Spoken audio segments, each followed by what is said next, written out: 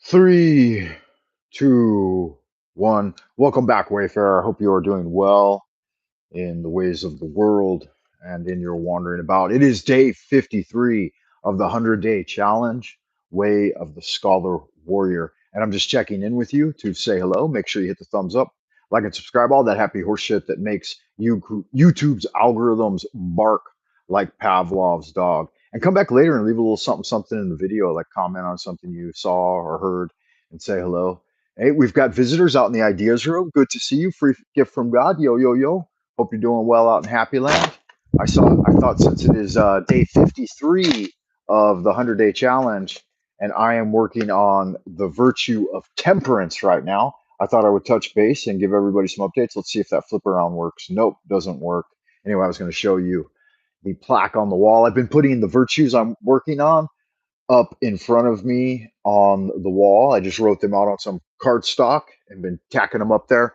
So the first 10 days in this 100-day challenge for me was working on order, and I did well because I had worked on a last 100-day challenge as well. What about you yourself and I? What have you been working on? How's your 100-day challenge going? Have you got some virtues for yourself? Nice. I don't remember it. I've done a lot of cards since then. In fact, I try to do one every day, and yesterday's was the Nine of Cups. Nice. Yeah, that's good. That's a good way to connect spiritually. Hey, the Four of Swords is still out too. That was the day before. I'll put that away.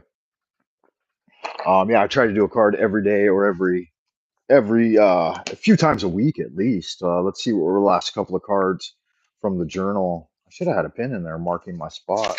I jumped around in this journal a little bit. Um, okay, yeah. I think yours was a cups card also, a guy walking away from the cups. Not sure. I don't remember exactly. Mm, wasn't the page of cups, maybe eight, seven of cups, or eight. Let me see here. Yeah, so I'm working on the 100-day challenge and I'm doing pretty good with it. Like I said, I'm on my sixth virtue, which means I'm in my 50th or sixth week, but it's the 53rd day of the challenge for me. And I've done well. I've missed all but maybe a couple of days in practicing both study of the Wenzu and doing my kung fu practice, right? So if you don't know any kata, any kung fu forms, you could learn one. It's a fun way to cultivate your internal energy, I believe. Let's get right into it. Chapter 53 of the ones, and I'll remind you. So for this 100-day challenge, I decided to reread "Understanding the Mystery," the Wenzi, book by Lao Tzu, or attributed to Lao Tzu, and then translated by Thomas Cleary, a really good scholar in the field, a Harvard guy, I think. These are Shambhala Lion editions, I think. Dragon editions, my bad. I think they also have Lion. Um, so Lao Tzu says in chapter 53 of the One Tzu, he says, the way is to preserve what you already have, not to seek what you haven't got. So in that first sentence, wow, really, he shows that gratitude aspect of things, like, preserving what you've already, purchased and the things you have and taking care of them, dusting off the books and going through things, inventorying, cataloging. And the best thing is using, right? How can man progress intellectually if he doesn't have books to read? And if he doesn't sit down and read those books and write down his own thoughts about those books and their teachings? I do believe that is how you actualize the wisdom in your life. Because you read anything, it's just knowledge at that point. Awareness, when you become aware of something, you read it, you start to recognize it, and then you go to the next level of learning, which is understanding the information and being able to recall it at will, and then finally mastery, when not only you can reproduce that knowledge or whatever, that awareness of that thing that you learned, but you can do it in such a way that it brings the teaching forward and adds advanced knowledge to the category. So the way to preserve is what you already have, not to seek what you haven't got. Yeah. So from that point of gratitude, where you assess what you already have, you may find some areas that are lacking, and then those will naturally be filled, right? But you have to identify those first. If you seek what you haven't got, then what you have is lost. If you go along with what you have, then what you want will come. Powerful words there. Okay, so the way is to preserve what you already have, not to seek what you haven't got. If you seek what you haven't got, then what you have is lost. And if you go along with what you have, then what you want will come. So pay attention to those things which you already possess, that are in your possession or in your care, that you are steward of. Well, yeah, and that's the good thing whenever desire arises. If some arbitrary desire arises in the mind throughout the day, then you should consider and contemplate, shift your focus to those in preserving and taking care of and managing those things which you already have.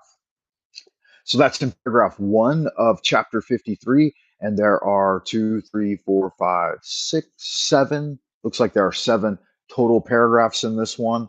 Only one that is longer, and the rest are short as the first one I just read.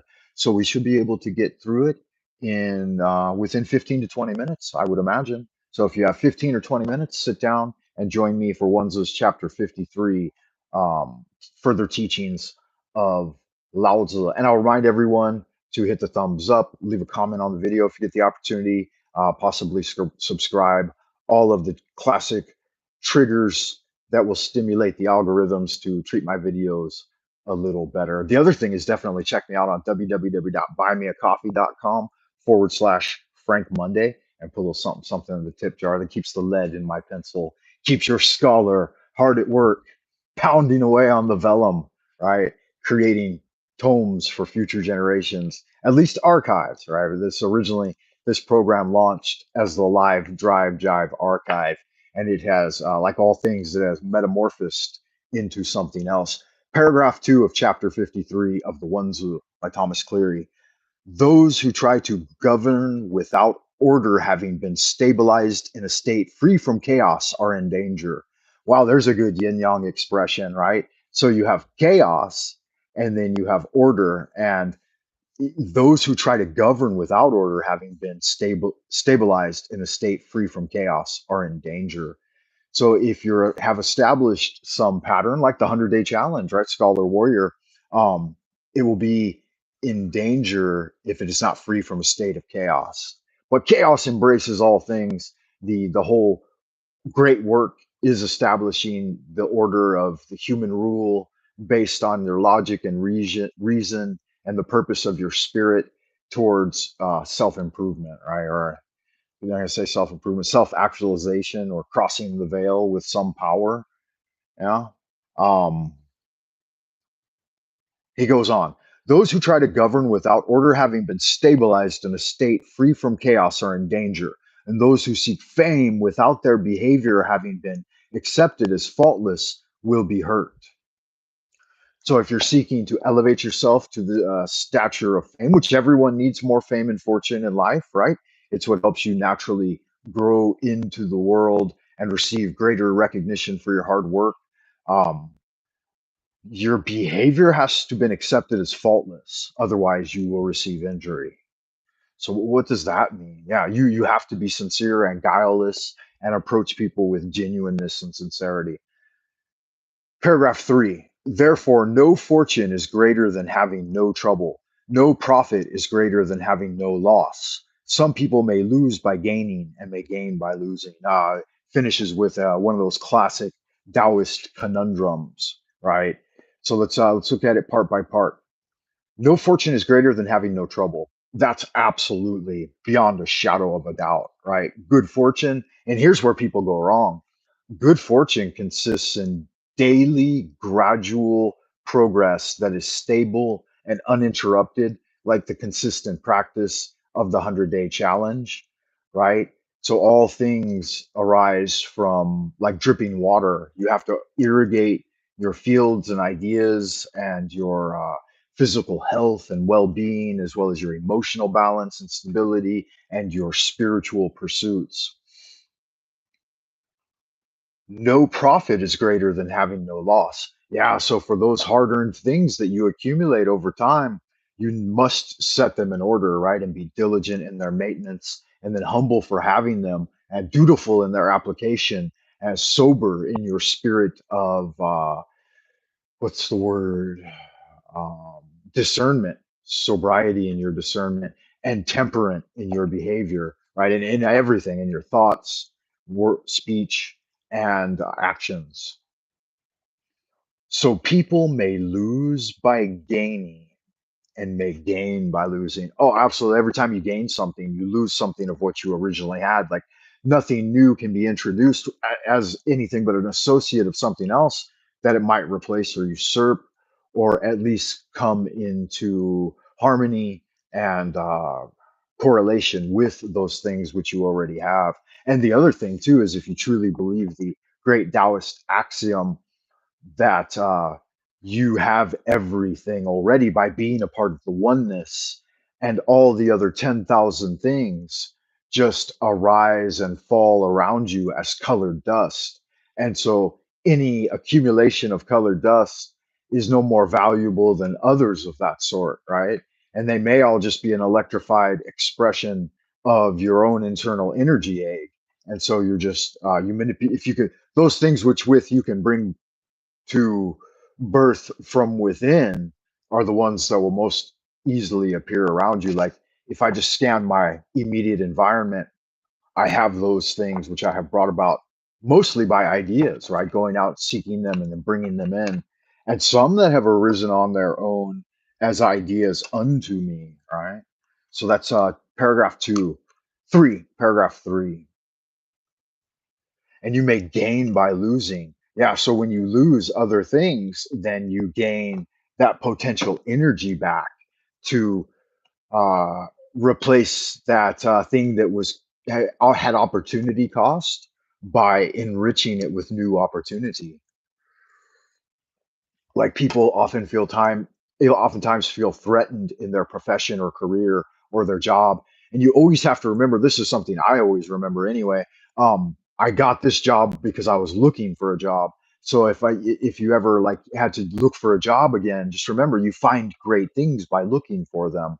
So for me, I've never been never and knock on wood, right? Great good fortune from the divine source and from my father teaching a strong work ethic into me as a young man.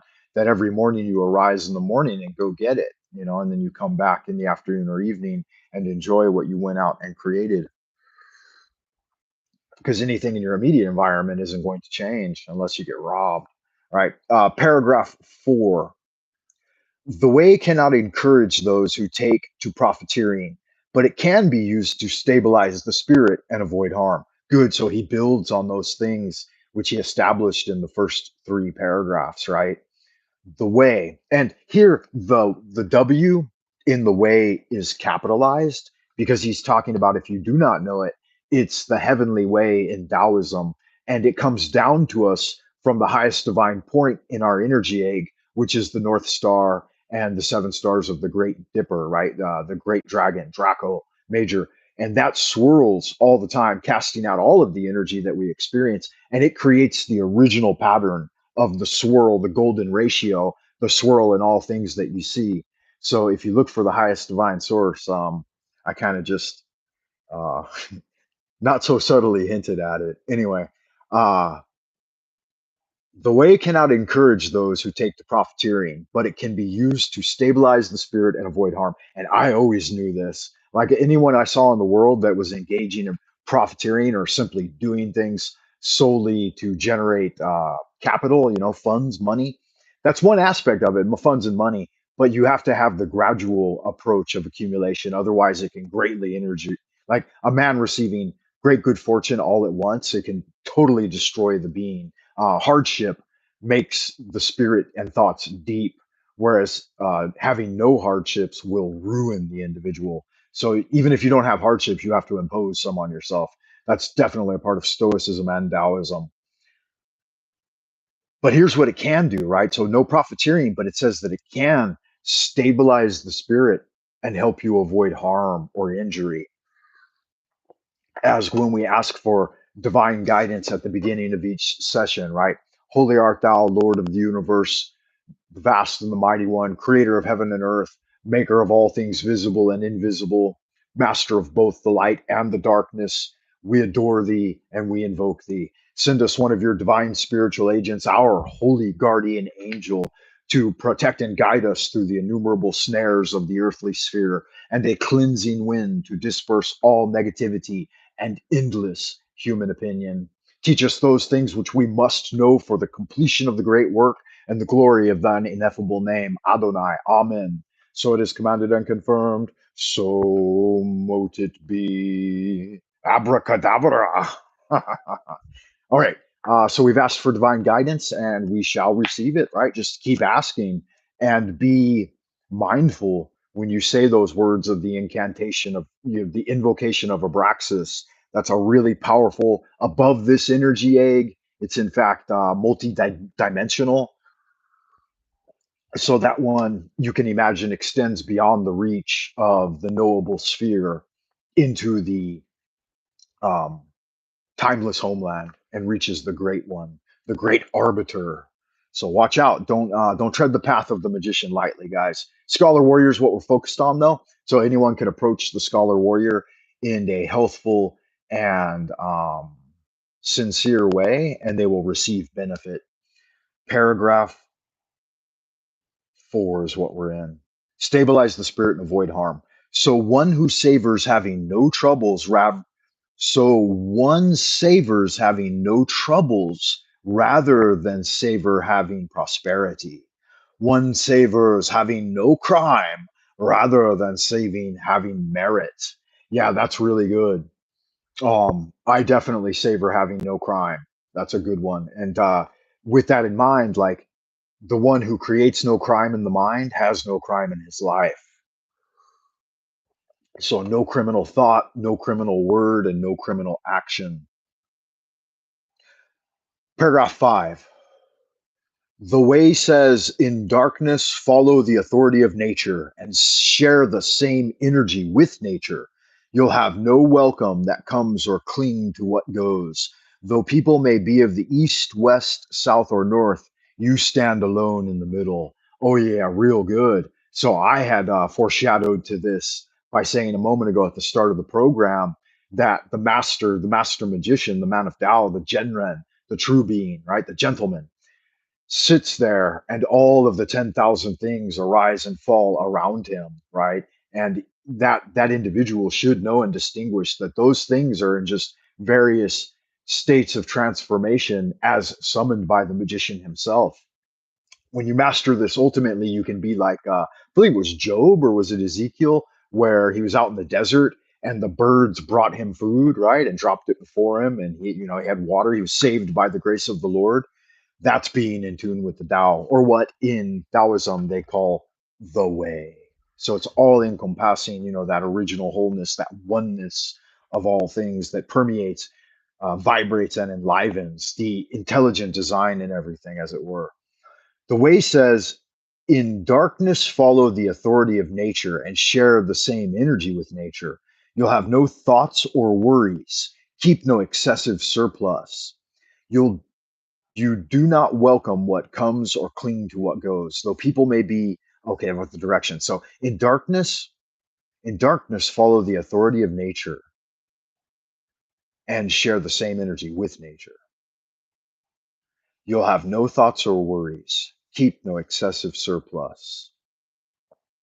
Yeah, makes good sense. That one's a little unfathomable to me. I don't exactly get it. I'll have to contemplate it a little further. And in darkness, I guess man is in darkness, right? In darkness, follow the authority of nature, and nature is capitalized. So here, it's indicative of, I believe, the natural way or natural law, which is the balance of yin and yang and the expression of the octahedron, and then the transmutation of the 10,000 things. So, and the directional indicators here later on, east, west, south, and north, that is indicative also of the directions and the seasons. So, and that's what I was thinking preemptively in the way. In darkness, follow natural law. Natural law is the expression of the basic cyclical rotation of the seasons. So things really starts in winter, right? And then begins in the northeast and then manifests as dawn breaking direct due east and then into the south. and then down into the west with autumn, and then north for winter. Yeah, yeah. I was actually from the ideas room. I got a comment from. I don't think I can highlight your comment here. Let me see. Put in the blah, blah, blah, blah. No, none of my actions from the mobile version of live streaming will allow me to. I don't think will allow me to show your comment on the like below, like it does with the software on your laptop. But I'm actually here. Oh wait, I even wrote it right here, man, just for proof. I was just going to write about this. Um, I have a couple of essays and a few paragraphs of detailed analysis of Rudolf Steiner's "The Dead Are Among Us" or "The Dead Live Among Us" or something like that. And I was going through some programs on uh, proper adoration and communication with the dead and building altars to the deceased. And I have a lot of experience with this and I have a lot to say on it. And I listened to an interview on a channel called Sixth Sense something. Anyway, kind of a witchy channel, witchy content, but I think it may even be like a publisher from Llewellyn or a editor or something like that that does the channel. Anyway, good channel. Maybe I'll put it down in the comments below if I can remember. But yeah, I'll definitely have more to say on that soon. Freighter Francis, Jersey Devil, Free Gift from God.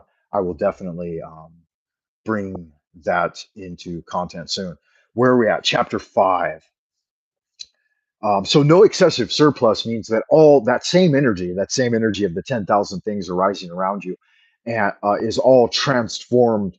It's not leaving that immediate area of your control and your area of influence and the area of no control. Those things are remaining the same levels of energy, but they're fluctuating and growing out of the world and then into your life and then again passing into the abodes of the future or the past and into the timeless homeland from whence they came, right? All things return from whence they came.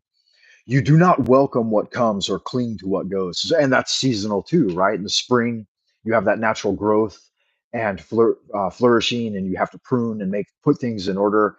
And then when you move into summer, the activities of spring are gone, and now you're in the summer months, and you do the things of summer, right? So tilling and watering and irrigation and fertilizing, and again caring for that all that fruit. I won't go through the whole entire analogy, right?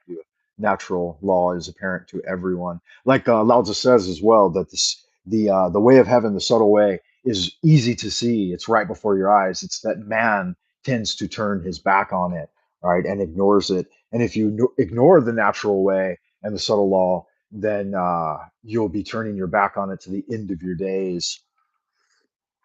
Another comment from the ideas room. Frater Francis says, "I have just one altar, but it has the beloved deceased, beloved dead." Yeah, those are powerful spirits, man. I'm not ready to deal with all the ones that just transitioned for me just yet.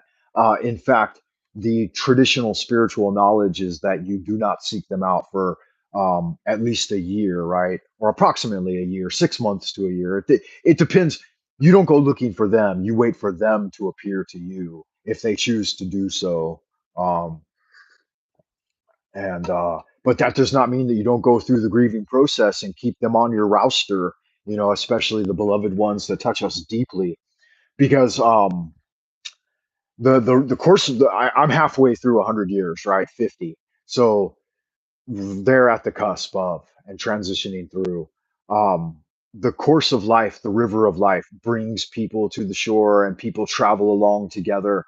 But ultimately, I think all part ways and do their own things and then return to the waters of the unknown by themselves as they arose. Or man, you don't arise by yourself. You arise from a family and a mother. So, yeah. Oftentimes, if natural law is in order, then those people will be there to greet you as you go back into the ever flowing waters of life and chi, the breath of Tao, as it were, right? Um, Now he goes on to say, so this last final comment, right? I'll follow it on the in with its first part, its subordinate clause here at the beginning of the sentence. You do not welcome what comes or cling to what goes. And this is also Lao Tzu advising the sage, the master magician, the man of Tao, to have an impartial emotional nature toward things that come and go, right? So don't be too excited to see good things coming in or too saddened by good things passing out. And the same goes the other way. Don't be too apprehensive of bad things coming in at you because those are strengthening bitter medicine, or too eager when those things depart, right? Because those are corrective measures that might slip away from you, and you need to continue with your practice. Here we go. You okay, and then after that, that's a semicolon, in fact, is it? Yeah, no, it's just a comma. Though people may be of the east, west, south, or north, northwest, east, or north, south, east, or west is how a Westerner would say it. You stand alone in the middle. So, and now he says, though people may be of any of these directions and these seasons, he's indicating both here. If people approach you from any direction and at any time point in the solar terms, whichever term you may be in, as you go through that endlessly repeating scale, right? On a daily basis, it's a 24-hour scale. On a monthly, weekly, monthly, of course we know. But then on an annual basis, it's based on the solstices and the equinoxes, right? And so we're past the spring equinox, and we're moving on towards the rundown to the summer solstice, right? So it's the next upcoming transition point, and it's the midway for summer by the lunar solar calendar here in China. So no, though they approach you at any stage in life, from any direction or any point in the year, you stand alone in the middle, right? Though they approach you from all directions, it is you they are approaching, right, and departing from. Uh, don't make it the other way around. Don't go that you are always approaching others and departing from others, but that they approach you. Um, that gives you the point of gravity and point of command. Okay, so now paragraph 6, and then there's 7. Paragraph 6 is a little longer, so let's just read through it once, get a good scan in, and then go back and hit some of the details. Right after he talks about the directions of men approaching you as you stand in the middle, he says, in this way, you avoid losing your honesty, even when you are in the midst of dishonest people. You flow along with the world, yet do not leave your domain. You do not yeah, that's a good one too, because if there's any kind of motion, though you do not feel any, um the heavenly pivot is indicative of one. And even though you sit in your room, according to prosaic science of the day, you travel millions of miles through the universe, the galaxy, and the planets rotation and all that. Although you do not feel it, you can still be soaring spiritually, as Robert Anton Wilson pointed out it was might have been the Illuminati thriller, Schrodinger's cat, but it could have been Prometheus Rising. He says that he makes fun of the globe earthers subtly, but at the same time implies the ludicrousness, lunacy of a flat Earth as well. And so his big thing is pointing out that the paradigm shift, whichever way you view it from, that's what you get, and not being so attached to your little darlings of what are those servitors, your thought servitors that you put into the world to create your fantasy, right? Don't be so engendered to them that you're not willing to cut them free sometimes. Um, you do not. I said that I would save my commentary for the end of the paragraph. So let's start over and try to get through it this time. So, as the men approach you from all directions and you standing in the middle, in this middle way, you avoid losing your honesty. Even when you are in the midst of dishonest people, you flow along with the world, yet do not leave your domain. You do not contrive to be good and do not avoid embarrassment. Oh, and do not try to avoid embarrassment. If I make a mistake, Rager's side mistake. You do not contrive to be good and do not try to avoid embarrassment. Following the way of nature, capitalized, just for your reference, way of nature is capitalized. You do not deliberately initiate anything and do not focus exclusively on yourself. Going along with the design of nature, you do not plan ahead, yet do not waste time or neglect opportunities. Placing your hopes on nature, you do not seek to gain, yet do not refuse good fortune. Following the laws of nature, inwardly there is no unwarranted fortune, and outwardly there is no unwarranted misfortune. So calamity and fortune do not arise, so they do not influence you. And in the last sentence here, he gives a rhetorical question: how can people steal from you? So if by following all of these things, the end result is he's asking, and again, it's rhetorical: how can people steal from you if you do these things? So dishonest people will not influence you. You'll not become dishonest, and thus dishonesty will not be a part of your energy egg. You flow along with the world, yet do not leave your domain, because your domain is, right? The pivot of your entire energy egg is centered on your life force in this physical life, and how you move that around in the world, in your immediate environment, where you secure resources and engage in your career pursuits, and interact with building the next generation of human beings, right? Your genetic engineering, your eugenics, as it were. So, and how you choose a mate and how you choose to do that if you do follow natural law. And Lao Tzu advises that you do. I mean, get busy, getting busy, mixing up the masculine and feminine principle to create more of us, right? Because we're good things, and it's good to have us in the world. Um, and so we'll finish with the final paragraph, and balancing that on the question he asked at the end of the last paragraph: how can people steal from you? Therefore, words of ultimate virtue are on the same road. Works of ultimate virtue have the same blessing. When above and below are of one mind, there are no branching byways, and those who look elsewhere are tuned out in delusion. Open up a way for them to be good, and people will turn toward the right direction. Yeah, this is absolutely true. You'll engage in those things which are most beneficially productive for your own life force naturally. That's what you'll seek out. It's the seeking of the light. If you're an initiate, right? If you're a dastardly minion of the dark ones, and unwitting servant of Satanas or Demonos, the dwellers of the kingdom of the Demonos, demoniacal beings, rather than being member, of the honored esoteric order of Dagon, the temple of Astarte, the Ordo Templi Orientis, the universal society of the integral way. By choice, an initiate, then that's not a good thing. So, uh, provided that you're not that if you are a natural born seeker of the light of the way, right? The light is truth, truth is light, lux et veritas. um, then these words will resonate with you. Chapter 53 of the Wenzu, Understanding the Mysteries, Further Teachings of Lao Tzu, translated by Thomas Cleary, a Shambhala Dragon Editions. Brought to you on the 100-Day Challenge by your humble servant, Frater Francis Aristeas of the OTA 2024, as we approach the summer solstice.